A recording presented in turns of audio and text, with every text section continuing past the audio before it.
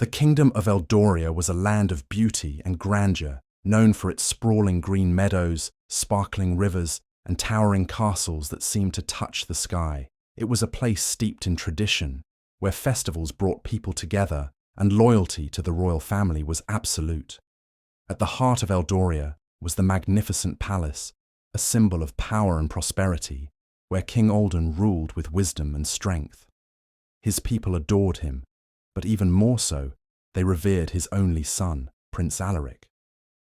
Prince Alaric was everything a future king should be. Tall, handsome, and charismatic, he carried himself with grace, yet remained humble, often mingling with the commoners to understand their needs. He was not just a ruler in waiting, but a beacon of hope for the people of Eldoria. Wherever he went, smiles and cheers followed, and many believed that his reign would bring an era of unmatched peace and prosperity. But while the kingdom seemed united in their admiration for the prince, far on the outskirts of the bustling towns and villages, there lived a girl who was a symbol of division and disdain. Amara was her name, and for as long as she could remember, she had been an outcast. Amara's small cottage sat on the edge of the dense Eldorian woods, shrouded in mystery and suspicion. The villagers whispered cruel stories about her mother, claiming she was a witch who had cursed the land before her untimely death. Amara inherited this legacy of hatred, her very existence becoming a source of fear and scorn. Children were forbidden to go near her home, and adults avoided her like the plague. Yet despite the bitterness that surrounded her life, Amara refused to let the hatred consume her. She was clever, resourceful, and fiercely independent. Her days were spent tending to injured animals, gathering herbs from the forest, and crafting remedies that could heal wounds and ease sickness, though few dared to seek her help openly. She often caught herself dreaming of a life where she wasn't defined by the rumors or the shadow of her mother's past, but deep down she believed such a life was unattainable. Still, Amara's strength didn't make her immune to the pain of isolation.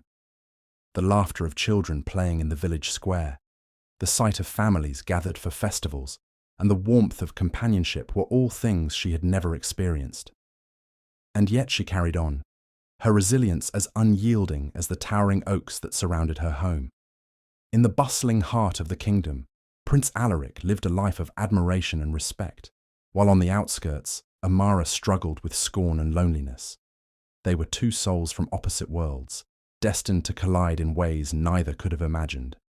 Eldoria was a land full of stories, but the one that was about to unfold would be whispered for generations, a tale of love, defiance, and the courage to challenge a world bound by prejudice. The village near the edge of the Eldorian woods was alive with chatter and activity, yet Amara walked through it as if she were invisible, or worse, a ghost no one wanted to see. Heads turned away when she passed, and whispers filled the air as if her presence alone carried ill fortune. She had grown accustomed to it, but the sting never truly faded. The murmurs of witch's daughter and cursed girl followed her like a shadow. If a storm destroyed a farmer's crops or an illness struck a household, the blame always found its way to Amara. It didn't matter that she lived far from the fields or that the sickness had begun long before she came into town.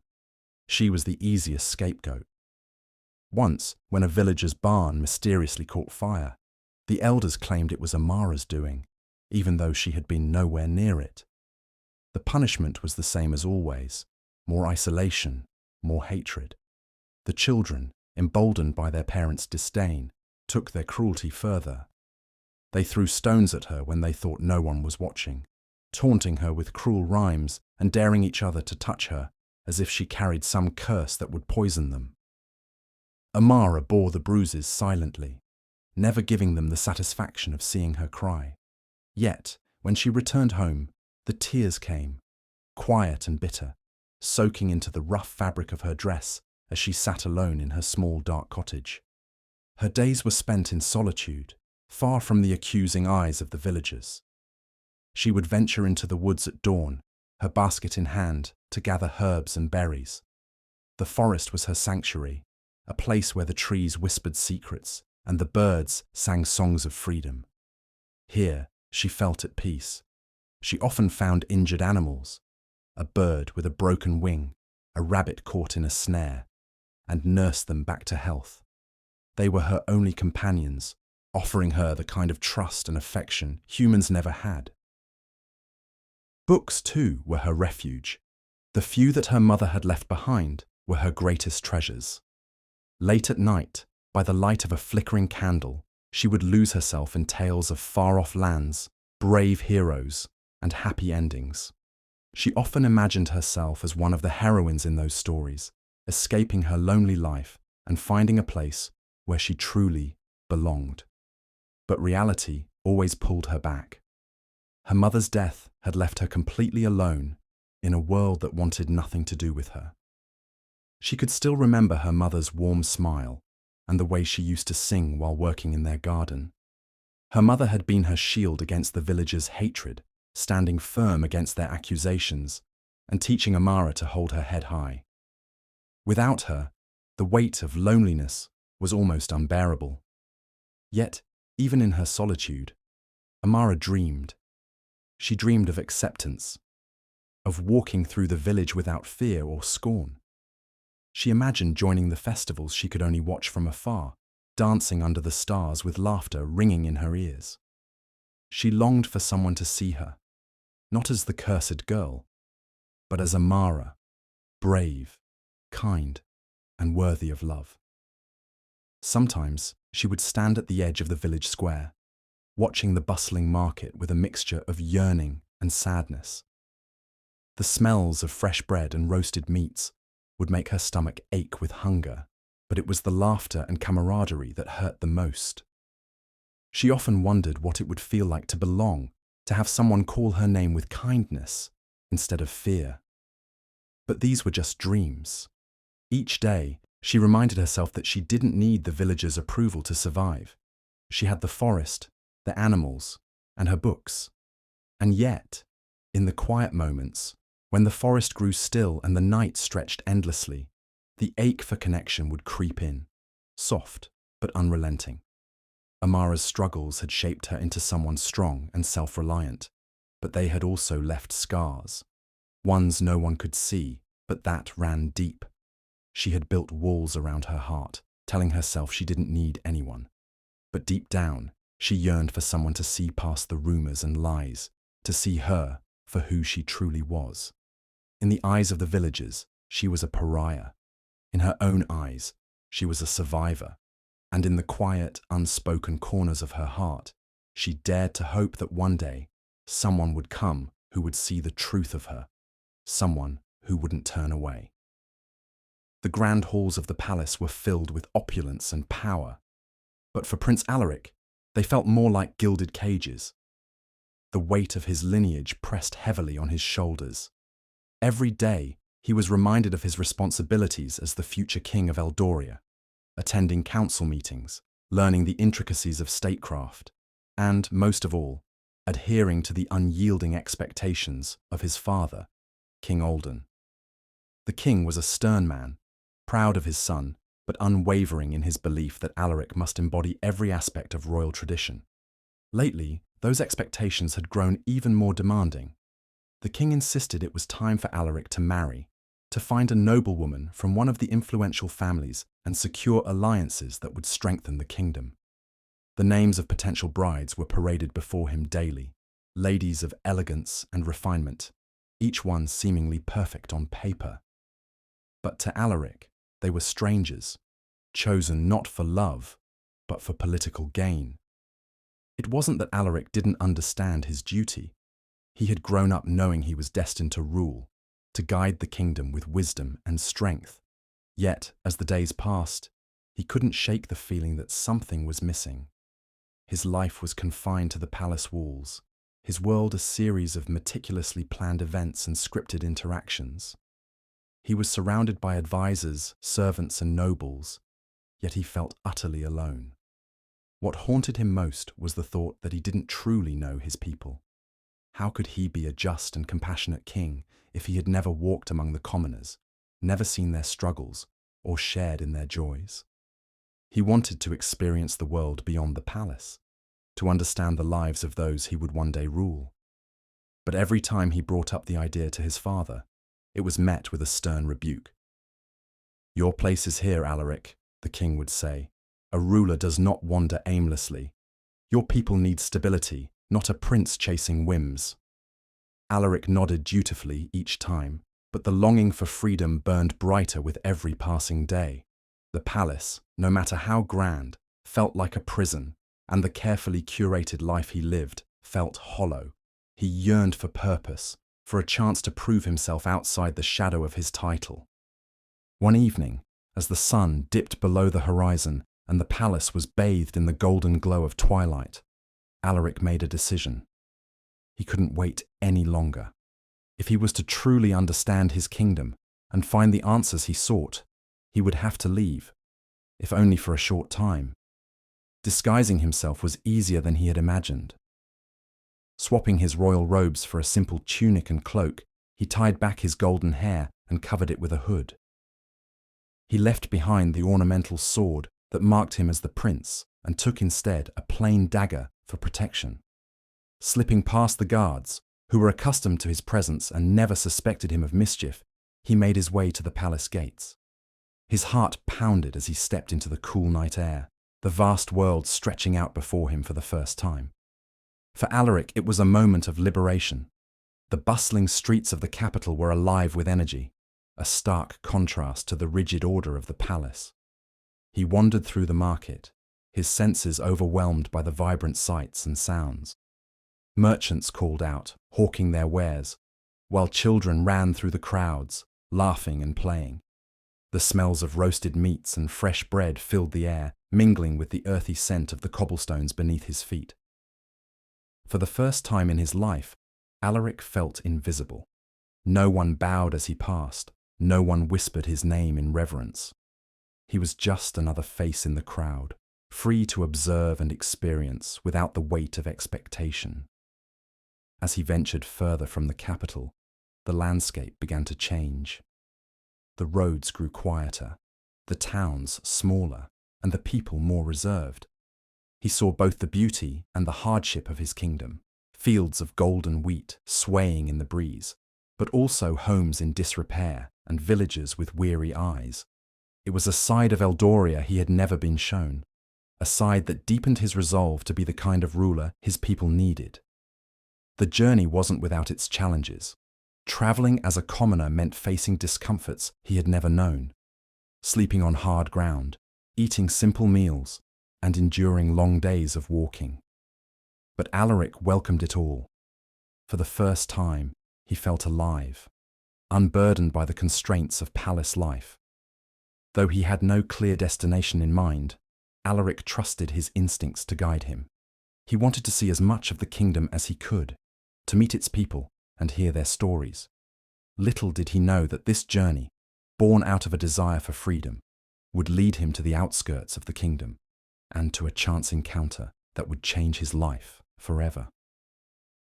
The sun had barely risen when Alaric found himself deep in the dense forest that bordered the kingdom's outskirts.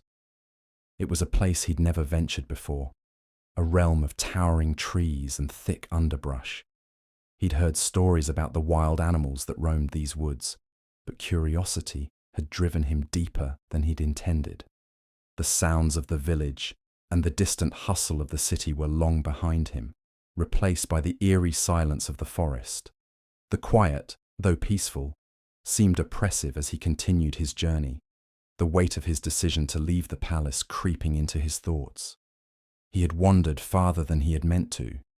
The terrain was uneven, and the soft soil beneath his feet was slick with dew.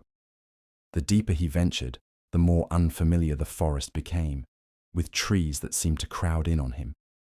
It wasn't long before a rustling sound caught his attention. He froze, his senses on high alert. A low growl followed. A wild boar, its tusks gleaming in the early morning light, emerged from behind a thick cluster of shrubs. The creature snorted, its beady eyes locked on Alaric with an intensity that made his stomach drop. Without thinking, he turned to run, but his foot caught on a jagged rock hidden in the underbrush. His ankle twisted painfully, as he fell to the ground, a sharp cry escaping his lips. He scrambled to get up, but the pain in his leg was too much. The boar was now charging toward him, its eyes wild with aggression. In that moment of panic, Alaric's mind raced. He needed to escape, but his body wouldn't cooperate. The boar was nearly upon him when, with a surprising swiftness, the animal veered off, startled by the sudden crack of a branch. Amara had been gathering herbs nearby when she heard the sounds of struggle. Her heart raced as she followed the noise to find the source. What she saw took her breath away. A young man, tangled in the underbrush, clearly hurt and struggling to get up. A wild boar had been circling him just moments before, its fury still evident in its tracks. She approached cautiously, her hand instinctively reaching for the small dagger she carried. Years of living in isolation had made her wary of strangers, and though the man appeared injured, she knew better than to offer help to anyone without knowing their true intentions. The forest was a place where the weak were often preyed upon, and trust was a luxury she couldn't afford. "Are you all right?" she asked, her voice sharp and cautious as she eyed him. Alaric, still dazed and groaning in pain, looked up at her through a haze of confusion. His face, though bruised and dirty, was handsome, but it didn't matter to her. His attire, simple but slightly regal, struck her as odd, but she pushed that thought aside. She had seen too many con men and thieves in her time to give him the benefit of the doubt. I think I twisted my ankle," he muttered, trying to sit up but wincing at the sharp pain. Amara's gaze softened slightly, but she was quick to regain her composure. "You'll need to stay still. The more you move, the worse it'll get," she said firmly, kneeling down beside him. Her hands moved deftly, checking his leg and ensuring no bones were broken. Her eyes studied him for a moment, her suspicion still evident. She wasn't one to trust easily, and she didn't plan on starting now. Alaric, still struggling to catch his breath, couldn't help but notice the intensity in her eyes. Her features were sharp, her expression a mix of caution and something else he couldn't quite place. She was different from anyone he had ever met, her bluntness cutting through the polite pleasantries of court life like a sword. He had been surrounded by nobles and dignitaries for most of his life, but here, in the woods, with this strange girl, he felt something he hadn't felt in a long time, an unguarded moment of honesty. "Who are you?" Alaric asked, his voice weak but curious. He hadn't realized how much he longed to break the silence of his life until now. Amara shot him a wary look but didn't answer right away. "I live nearby," she finally said. "No need for formalities." Alaric's brow furrowed at her response, feeling a strange sense of discomfort. He wasn't used to being dismissed so easily, especially not by someone in this situation. "I'm Prince Alaric," he said, a hint of pride slipping through despite his condition. I'm not used to being treated like this." Amara's eyes didn't widen with recognition, and she didn't fall into any kind of reverence. In fact, she didn't seem particularly impressed or moved by his name. Her lips curved into a wry smile, but it was more of a dismissive gesture than one of admiration. "Well, Prince Alaric," she said, her tone dry, "you'll need more than a name to get you out of here. Sit tight, I'll get you back to my cottage." Alaric, momentarily stunned by her bluntness, could only nod. The pain in his ankle made it impossible for him to argue, and besides, there was something oddly liberating about being treated like a regular person for once. He had lived a life where his status always came before his individuality, but here, in the forest, he was simply a man in need of help. As Amara carefully helped him to his feet and supported him through the dense trees, he couldn't help but be intrigued by her. Her movements were quick and efficient, her gaze unwavering. She was strong, unafraid, and yet there was something in her that seemed haunted, as though the weight of the world had been placed on her shoulders. And though he had no idea what had brought her to this isolated life in the forest, he couldn't deny the pull he felt toward her. A pull that, in time, would make him realize just how different she truly was from everyone else. As the days passed, Alaric found himself drawn deeper into Amara's world. What had started as a chance encounter had quickly transformed into something more profound. Each morning, he would wake up to the soft light filtering through the trees, the scent of herbs and wildflowers in the air. Amara's cottage, modest yet warm, had become a place where he could escape from the constraints of his royal life, a sanctuary where he could simply be himself. While his ankle healed, he spent more and more time with Amara, who proved to be as captivating as she was elusive. Despite her initial wariness, she slowly began to open up to him. Their conversations were often long and intense, ranging from casual discussions about the weather to deep reflections on life, dreams, and their struggles. Amara, for all her tough exterior, had a mind as sharp as any noble's. She spoke with an intelligence and passion that Alaric had never encountered in the hallowed halls of the palace. The simplicity of her life, in contrast to the gilded cage he had grown up in, fascinated him. They would sit for hours by the fire, their voices mingling with the crackling wood as they exchanged stories and perspectives. "You know," Amara said one evening, as she carefully tended to a pot of herbs, "the world is too quick to judge people. They see someone with a name, a title, and they decide they know everything about them. But you can't know a person until you understand their struggles. Only then can you see their true worth." Alaric nodded, his eyes fixed on her as she spoke. It was a perspective he hadn't fully considered before, one that made him question everything he had taken for granted. His life had always been dictated by the expectations of others, by his duty to the throne, by the constant pressure to conform to a role he had never asked for. But Amara, in her quiet way, was teaching him something vital, that true worth was not in wealth or status, but in resilience and character. In return, Alaric shared his own dreams with her. He spoke of the weight of the crown, of the pressure to marry and maintain the royal bloodline, of the expectations that had suffocated him since childhood. He had never told anyone the depth of his longing for freedom, for the chance to live a life unburdened by the constant demands of his position. "You want to be free?" Amara asked one day, her brow furrowed in thought. "Then why not? No one can force you to live a life that makes you miserable. You have the power to make your own choices." Alaric looked at her, surprised by the simplicity of her words.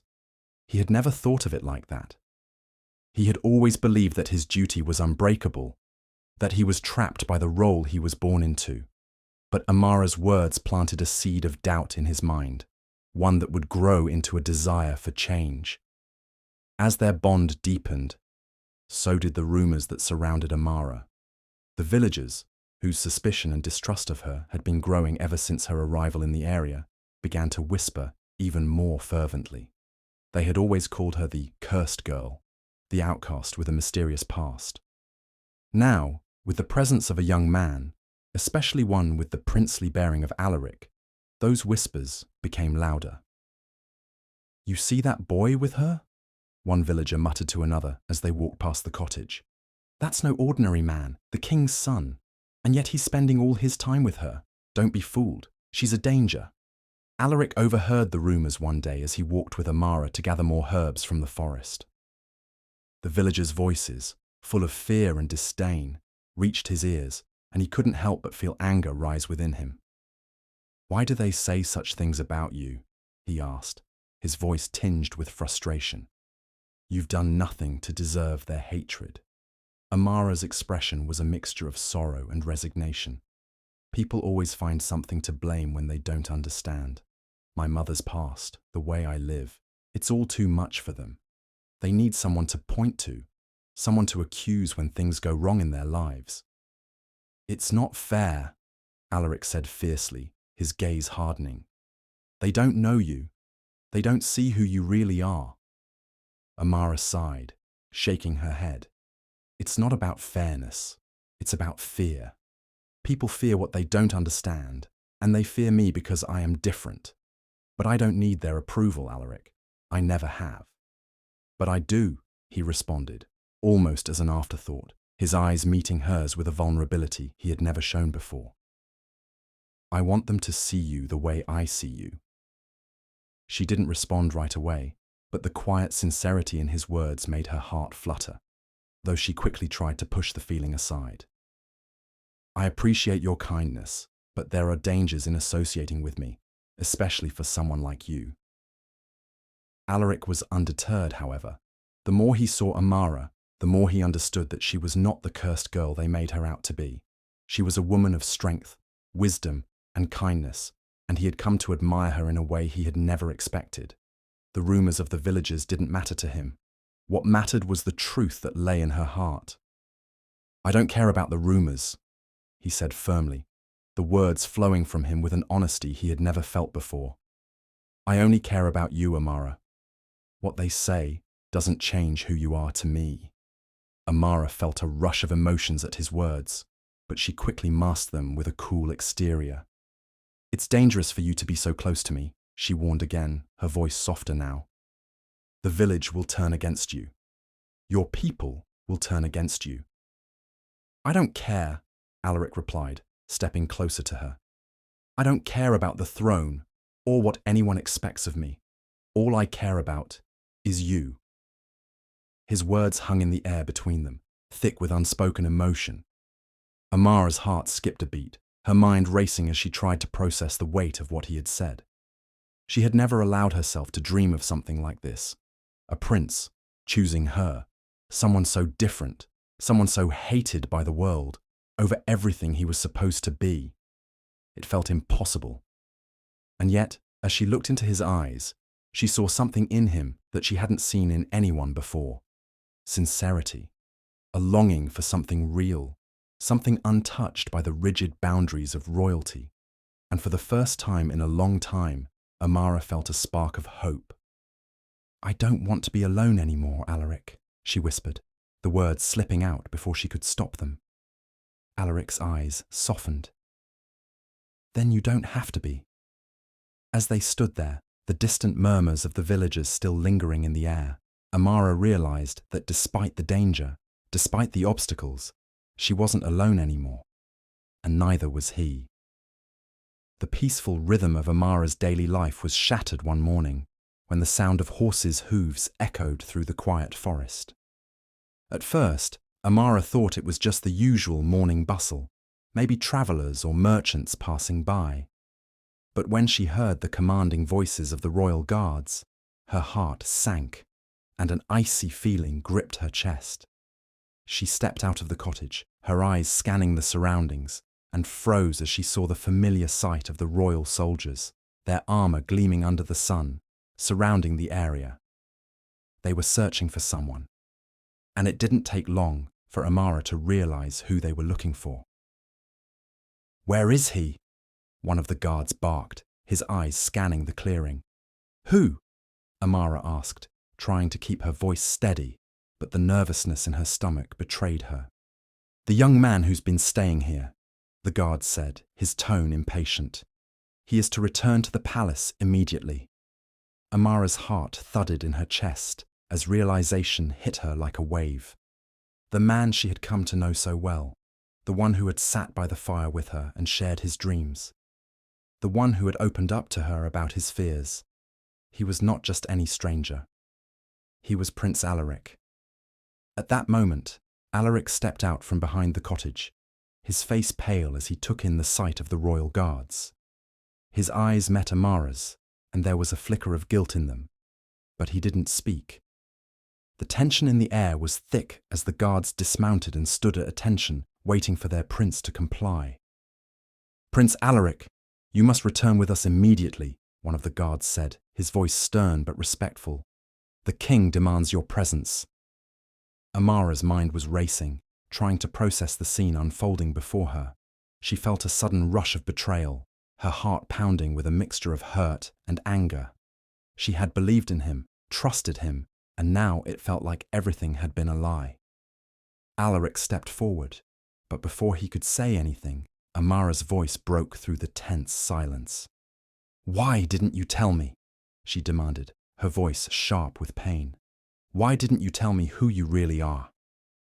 Alaric's gaze dropped to the ground, and he sighed deeply, as if the weight of the truth had finally caught up to him.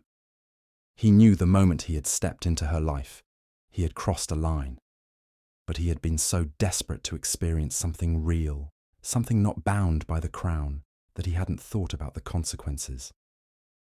"I didn't want you to see me as just a prince," he said, his voice quiet but firm. "I wanted you to see me as a person, someone who's not defined by his title or his royal blood. I wanted to be myself with you." Amara's lips trembled, and her eyes flashed with anger. "You lied to me!" she spat. "You used my trust, Alaric. You came here pretending to be someone you're not, and now you're leaving, just like everyone else who's ever betrayed me." The words stung more than he could have imagined, and Alaric took a step forward, his hand reaching out to her. But she recoiled, taking a step back, her eyes filled with fury and hurt. "No," she said, her voice trembling. "I don't want your apologies. I don't want your pity. I thought you were different, but you're just like everyone else. A prince, above everyone else, looking down from your palace and pretending to care." Alaric felt his chest tighten as if her words were suffocating him. He had never intended to deceive her, and the last thing he wanted was to hurt her, but he understood her anger. He had never fully considered what would happen when the truth came out. He had wanted to experience something genuine, but in doing so, he had crossed a line. He had let her believe that he was someone else, someone normal. "I never meant to hurt you," he said, his voice desperate. "I don't want to be the prince. I just want to be with you, Amara." Amara's eyes were filled with unshed tears, but her expression was resolute. She turned her back to him, her arms crossed tightly over her chest, as if to shield herself from the emotions she was trying so hard to keep in check. "You don't get it, do you?" she whispered, her voice thick with emotion. "I don't care about your title. I care about you, the person I thought you were. But now, I don't know who you are anymore." Alaric stood frozen, the words she had spoken ringing in his ears. He wanted to tell her everything, how much he had come to care for her, how he had never wanted this moment, how he had truly thought he could make her see him for who he was beyond the crown. But it was too late now. He had already lost her trust.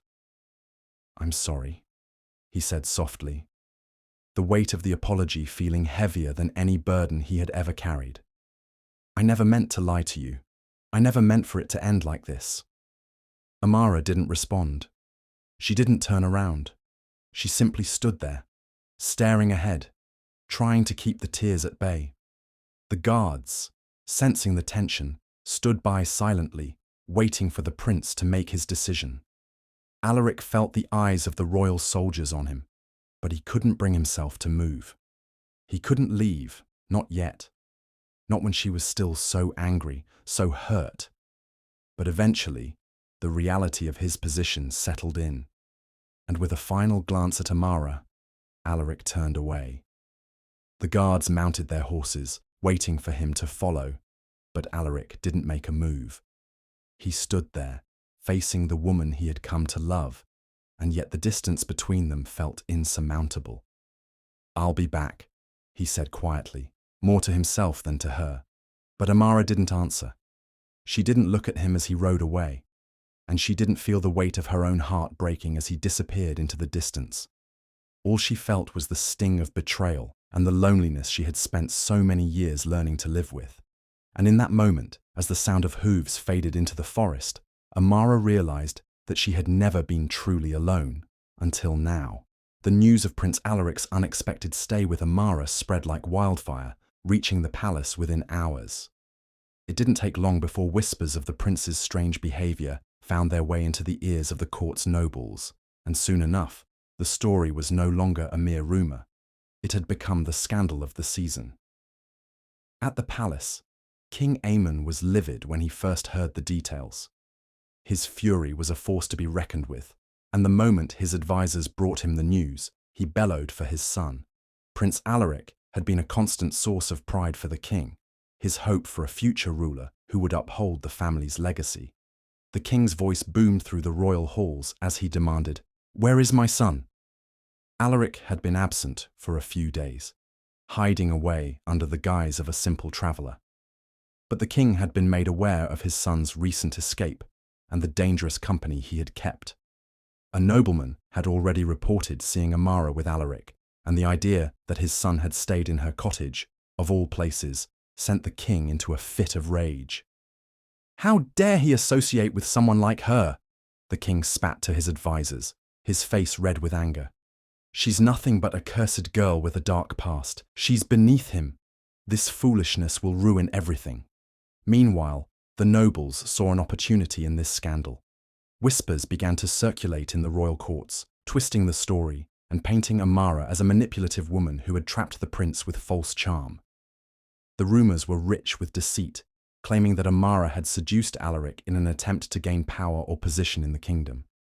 The more the rumors spread, the more venomous they became, and soon, the once quiet and peaceful village where Amara lived became the center of public scrutiny.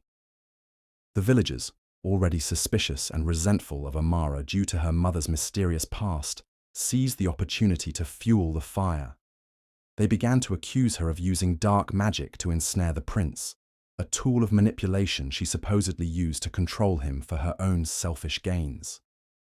The hate-filled gossip reached a fever pitch, and soon, Amara found herself no longer just the object of quiet scorn, but the target of open hostility. As she walked through the village that day, the harshness of their words hit her like stones. The adults glared at her as if she were a criminal, while the children threw insults and crude gestures her way.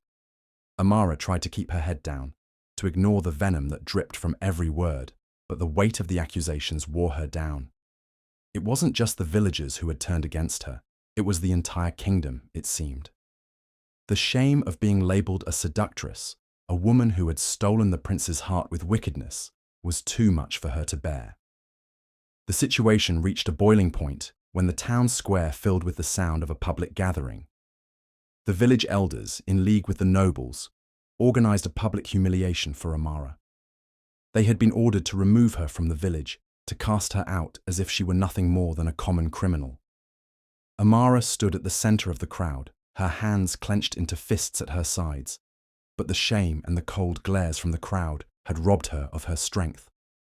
The elders raised their voices in condemnation, calling her a temptress who had led the prince astray. Their words stung as they filled the air, stripping her of her dignity. It felt as if the earth had opened beneath her, ready to swallow her whole. She stood alone, without any ally to stand beside her, her heart breaking with the weight of betrayal from every corner of her life.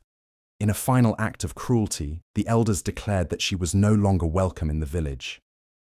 "Leave, and never return," they commanded.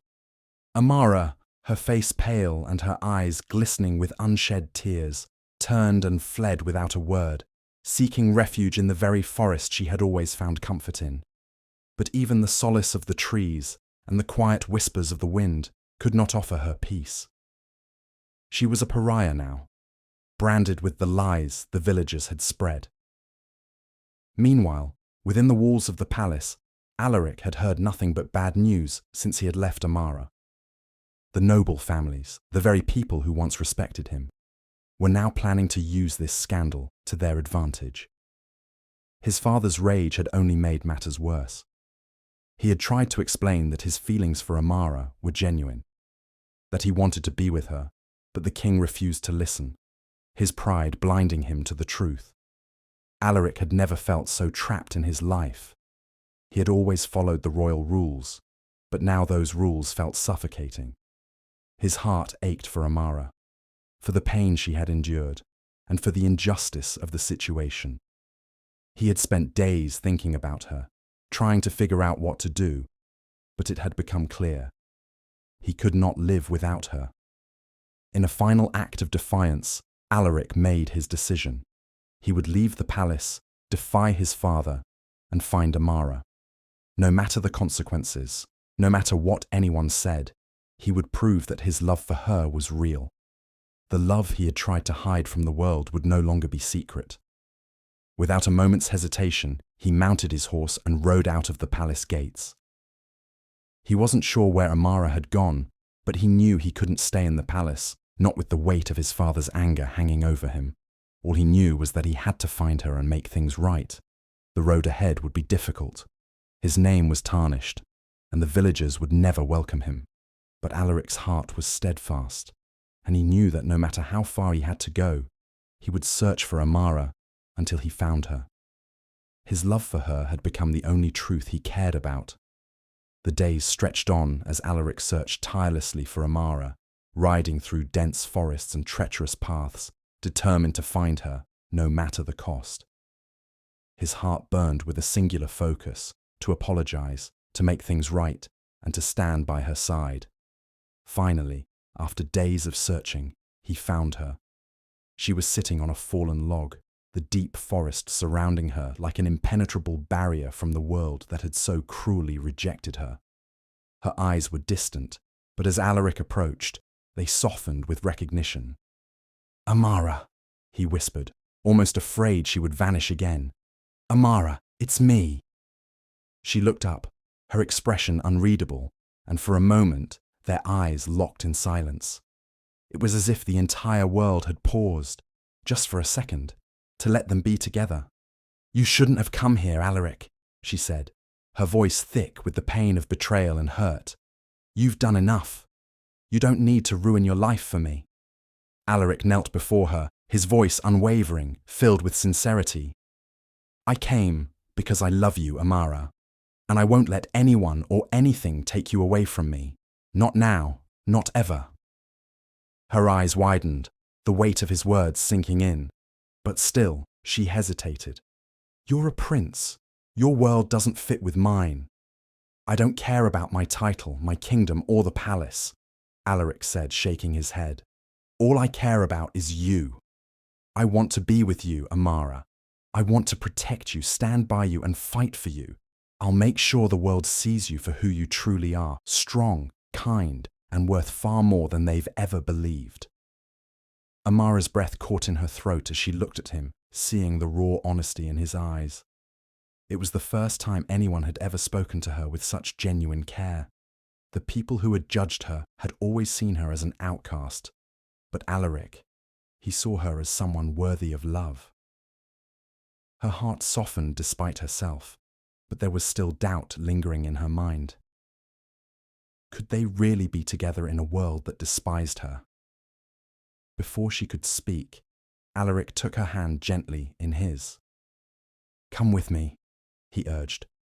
"Let me show them who you really are." Amara's heart raced with uncertainty, but the warmth in his touch gave her the strength to rise.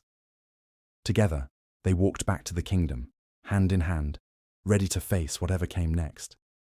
When they arrived at the palace, the tension in the air was palpable. News of Alaric's disappearance and the scandal had already reached the royal family, and the nobles were waiting to see what would happen. As the couple entered the grand hall, all eyes turned to them.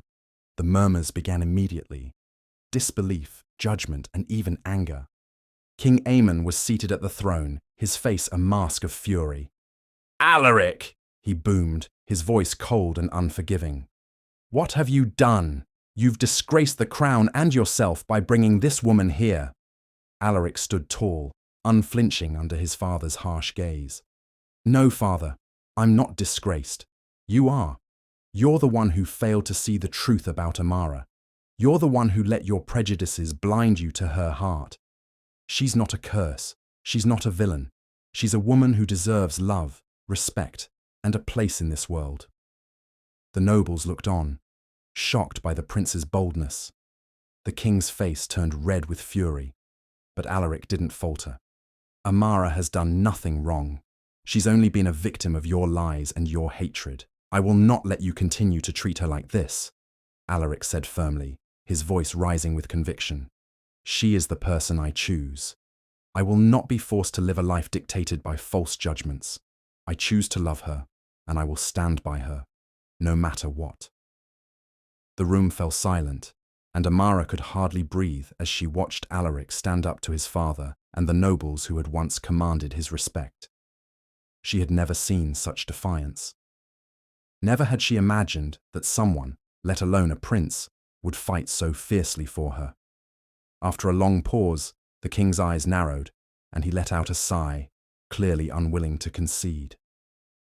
"You've always been stubborn, Alaric," he muttered. "But this is beyond reason." Alaric didn't back down. "This isn't about reason. It's about what's right.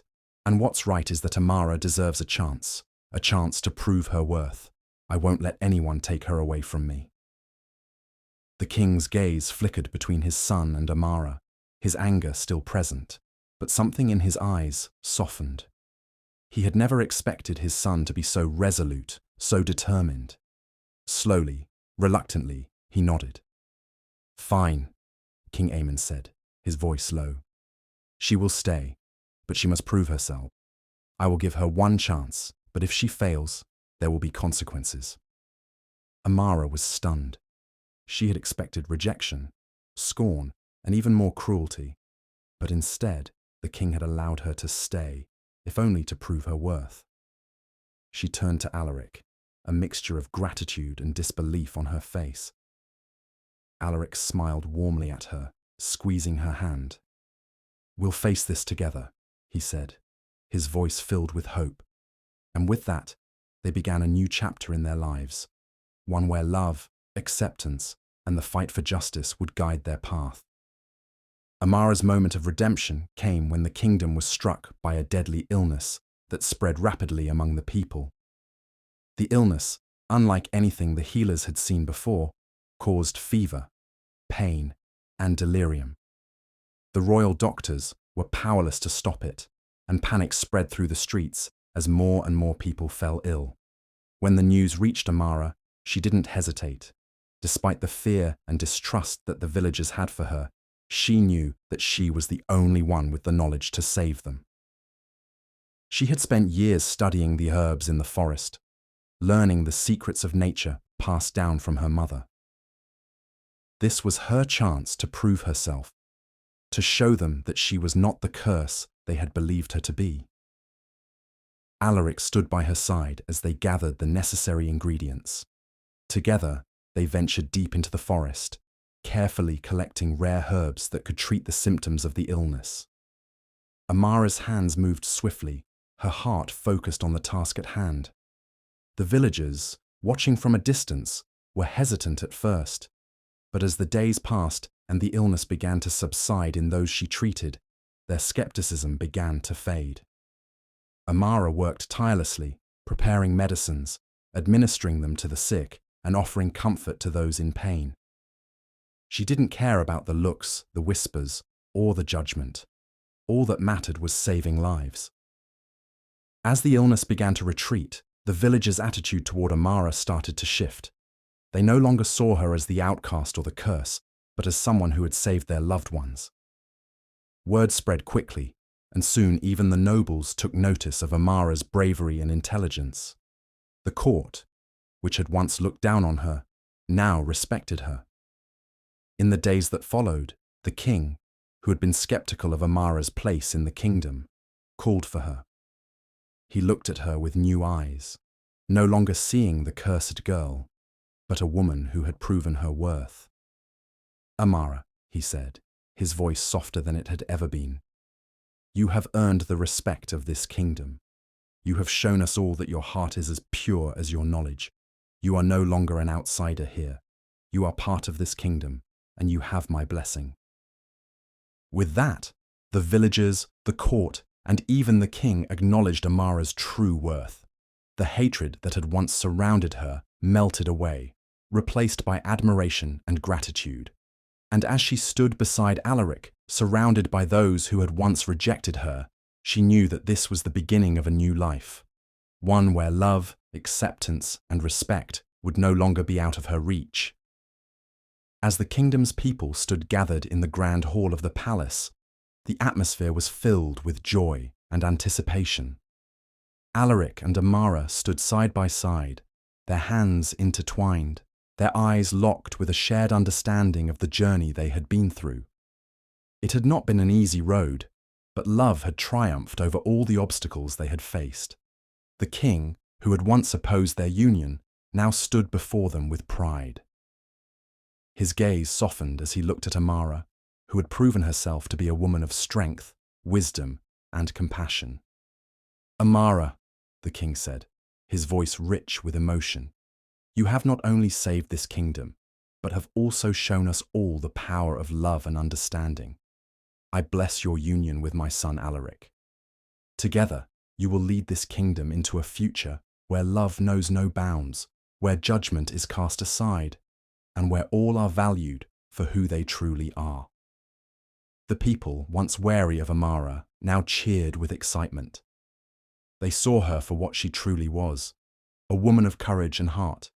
They had witnessed her selflessness, her bravery in the face of prejudice, and her unwavering love for Alaric.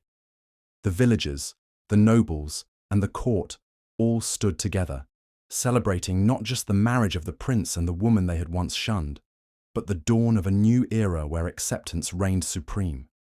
Amara, now a beloved princess, stood with grace beside her husband.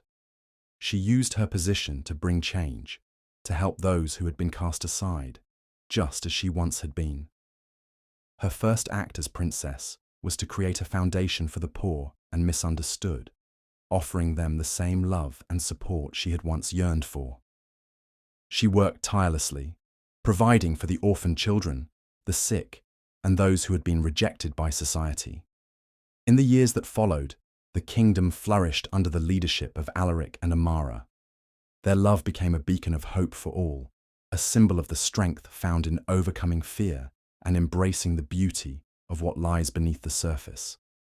The people who once looked at Amara with disdain now revered her, not just as a princess, but as a woman who had changed the course of history with her heart and her courage. As the kingdom celebrated their marriage, a great feast was held in the palace courtyard. Music played, laughter filled the air, and the skies above were painted with the colours of the setting sun. Alaric and Amara danced together, their hearts as one, knowing that their love had not only brought them together, but had transformed an entire kingdom. And as they danced, the message of their story echoed through the hearts of all who witnessed it. Love knows no boundaries, no prejudice, no limits. It is the most powerful force in the world, capable of overcoming all hatred, fear, and doubt. By challenging stereotypes and embracing the truth of who we are, we can create a world where love and acceptance reign, and where no one is ever judged by the surface, but by the depth of their hearts. In the end, Alaric and Amara's love was the foundation upon which a brighter, more inclusive future was built. One where all, no matter their past, were given the chance to shine. The kingdom, once divided by prejudice, now stood united in the belief that love, above all else, is the greatest power of all.